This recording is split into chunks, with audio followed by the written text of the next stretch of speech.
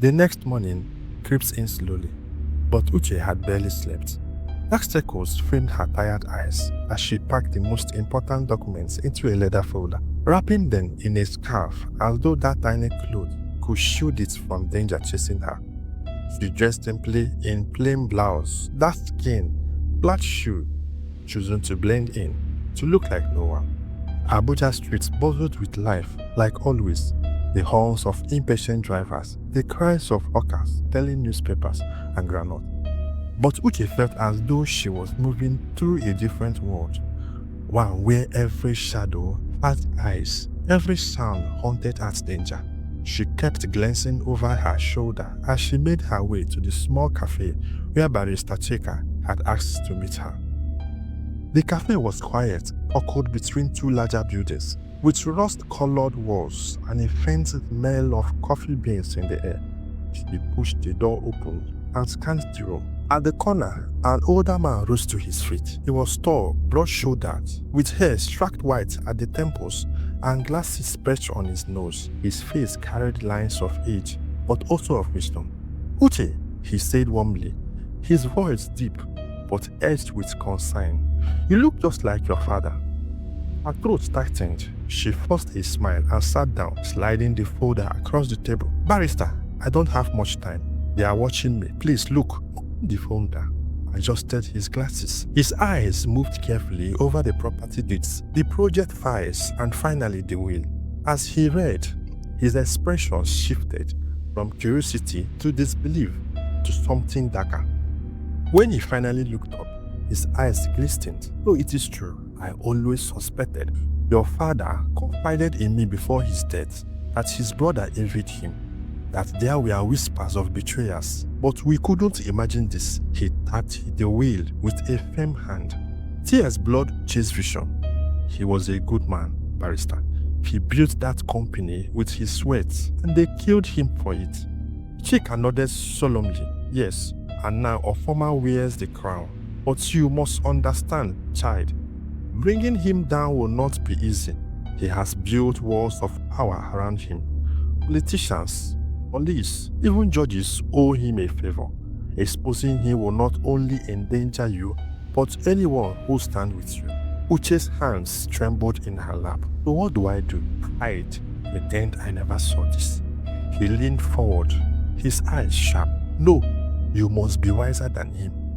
Your father's death taught me one thing. The truth must not only be spoken, it must be protected. These documents are enough to start a legal battle.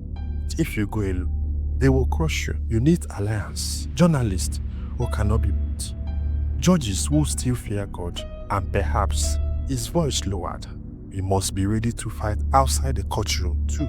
Her heart pounded. "Fight?" Chika gaze hardened. "Ofoma has killers on his payroll. He won't hesitate to silence you. But you have something he fears, something he cannot bribe or bury: your father's blood. His name still carries weight in this city. If they know the truth, if the press carries it, if the courts are forced to look at it, then even Ofoma will bleed." She swallowed, her fear slowly mingling with fire. For the first time, she didn't feel like a helpless girl running from shadows. She felt like her father's daughter. She nodded. "Then I will fight. For him, for his name, for what he built." The barrister placed a hand on hers, his grip firm. "Good, but know this, Uche, once you step onto this path, there is no turning back. You will either bring him down or he will destroy you." At that very moment, across the city, Ofoma sat in his luxurious office. His men had reported that Uche had been seen entering a cafe, meeting an older man. His cigarette burned low between his fingers as he stared out on the window, the Abuja skyline glimmering.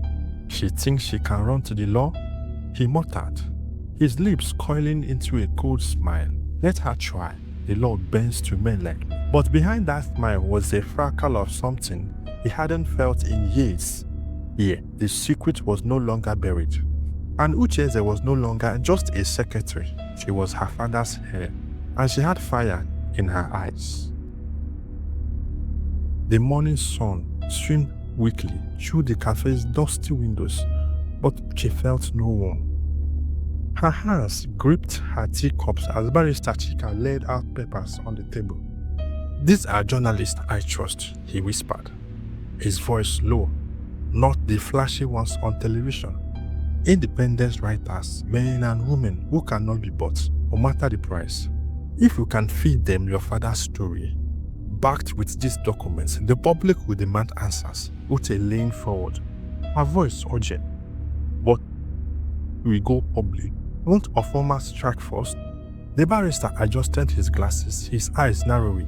"Yes, he will try. That's why we must move faster than him. We need copies of everything. We must not keep all of this in. Make 3 sets. One with me, one with a journalist, and one you keep hidden, if anything happens." His voice trailed, but his meaning was clear. Ute nodded, her determination sharpening. She could almost feel her father's presence urging her forward. But across the city, in a high-rise office glowing with imported lamps, Mr. Former was already laying his own plans. He nodded by the window, gazing at the Abuja skyline as his men reported. He met the lawyer again this morning. "They are planning something, Oga." Former's lips tightened. "Chika, I should have silenced him years ago. That man has always been a thorn." He turned his eyes, gleaming with cold fire. Now he joined the girl. "Good. Then I will kill 2 birds with 1 stone." His men exchanged uneasy glances, but none dared to question him. Have placed men near her flat, he ordered. "Follow her. Watch her. Do not touch her yet. Fear must drive her steps."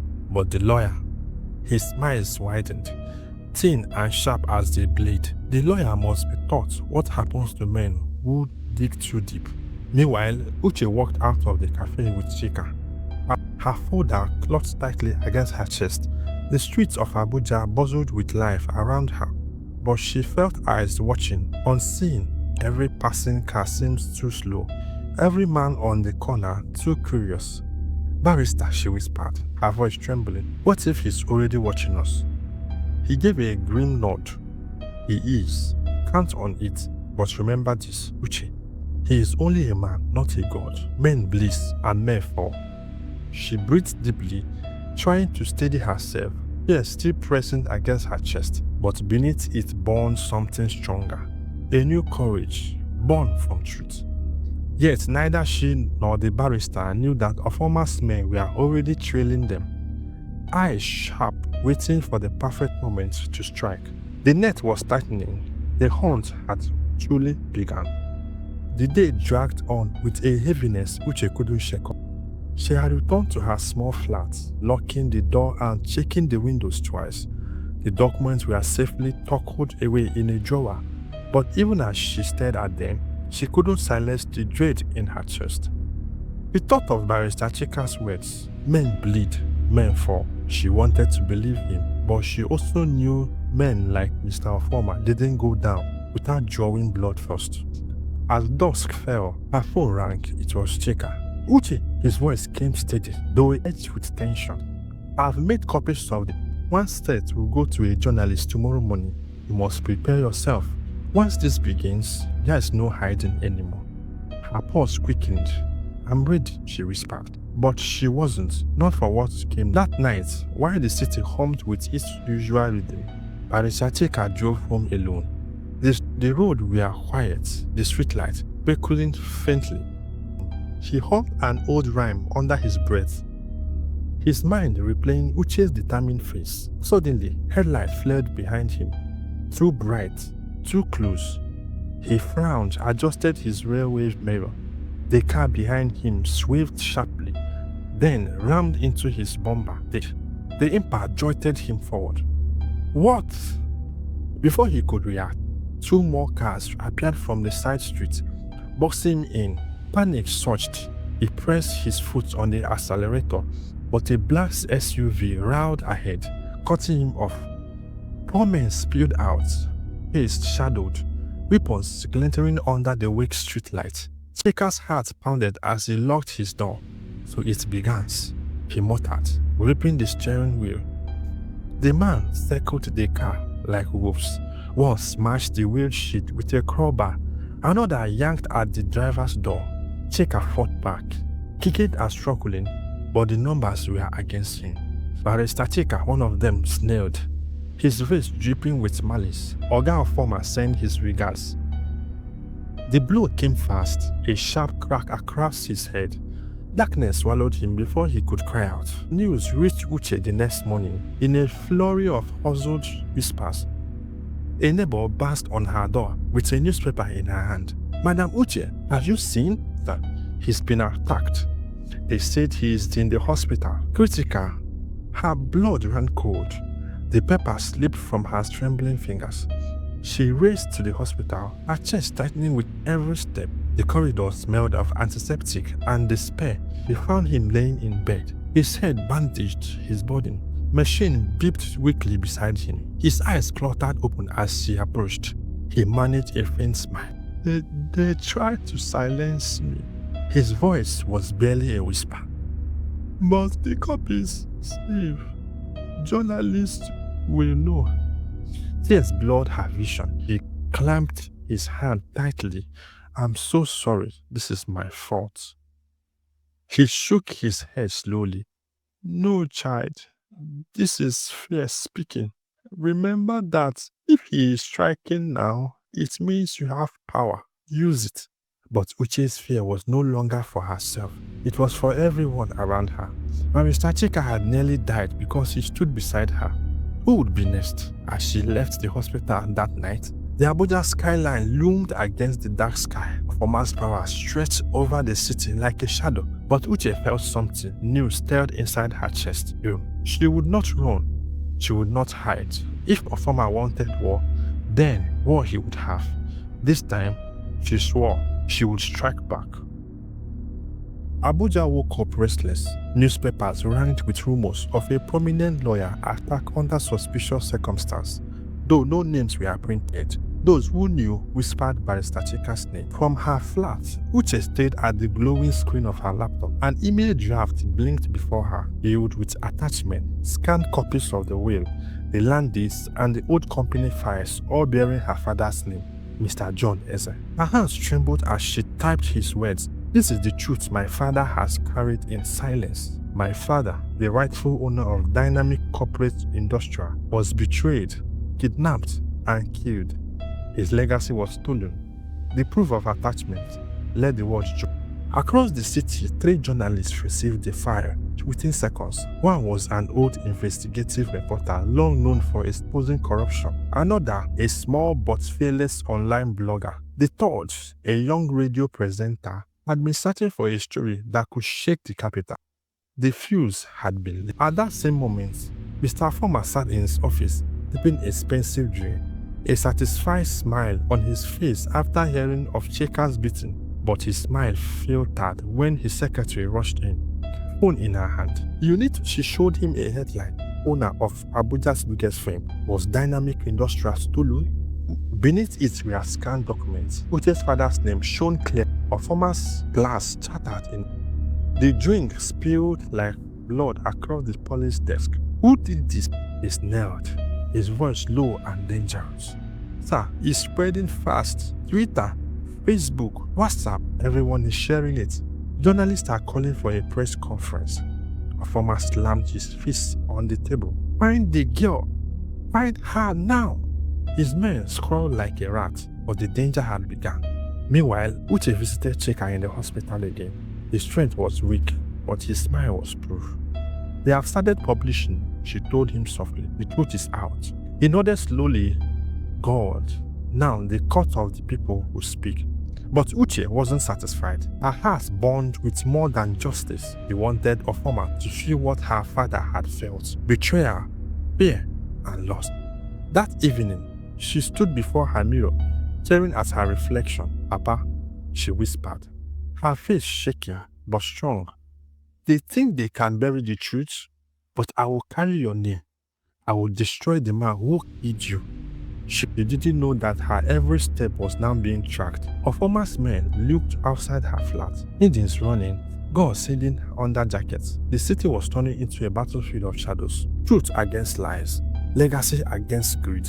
A daughter's fire against a murderous empire. and only one side would survive the storm. Sky over Abuja was heavy, swallowed with clouds that refuses to break.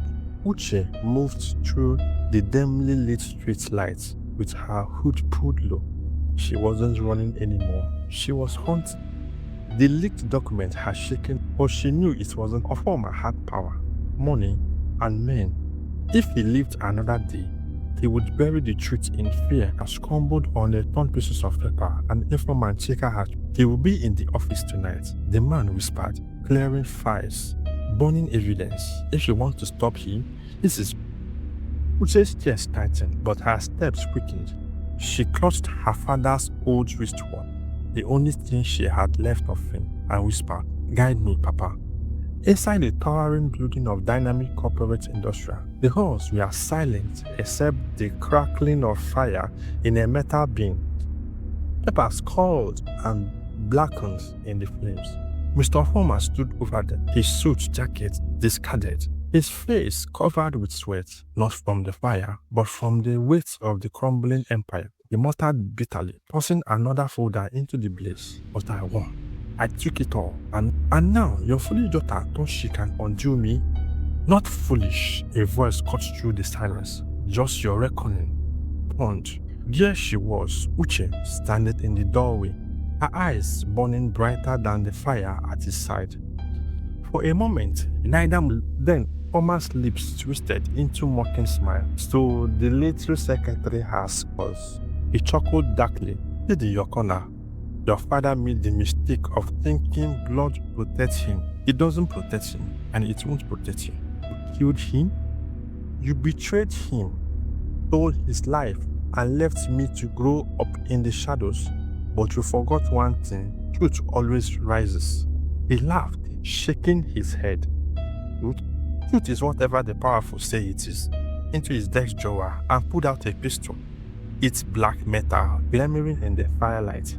Uche froze, her heart thundering. "Did you really think you could walk in here and end me?" Oforma snarled, raising the gun. "No, child. Tonight, the last Eze dies, forgets you just like it forgot your father." But at that moment, the building's front door crashed open. Shouts echoed, floodlights blazed through the glass walls. Journalists, cameramen, and police officers stormed in. Uche had sent, tipped off by Chika's final message. The gun trembled in Oforma's hand as the cameraman turned on him, catching every second. "Mr. Oforma," one journalist shouted, "is it true you killed John Eze and stole his company?" "Put the weapon down," the policeman backed. Oforma's eyes darted widely, cornered like a beast, sweat pouring down his temple. For the first time, Uche saw not a powerful man, but a coward choking on his own lies. He stepped forward, half voice steady. "This is over. You can kill me, but the world already knows who you are. You can't burn the truth anymore." His hand shook violently. For a heartbeat, Uche thought he would pull the trigger, but instead, with a guttering roar, he swung the door towards the camera. A shot rang out, then another. Police fired. The sound echoed like thunder. When the smoke cleared, Oforma laid across the floor, blood spreading across the tiles. His empire ending not with triumph, but with disgrace. Uche stood frozen, her breath rigged. Across her, the journalist shouted questions. The police secured the scene. The fire hissed in its bin of it, but she heard none of it. Her eyes lingered on the lifeless man who had haunted her days with shadows. Finally, she whispered, "Papa, it is done." She stepped out into the light, the cool air washing over her like baptism. The city light was no longer heavy with secrets. Uche Eze was no longer just a secretary. She was her father's daughter. His voice, his legacy, his justice, and the story of John Eze would never be silenced again. Moral lesson of this story: evil may flourish for a time, but truth can never stay buried forever. Greed, betrayal, and lies may build empires, but they always crumble when faced with courage and persistence. Uche's journey teaches us that no matter how dark the road gets, standing for truth and justice will always bring light, not just for ourselves, but for generations to come. In our daily lives, we must remember to protect integrity, to speak up against injustice, and never let fear silence us, because silence always empowers the oppressor.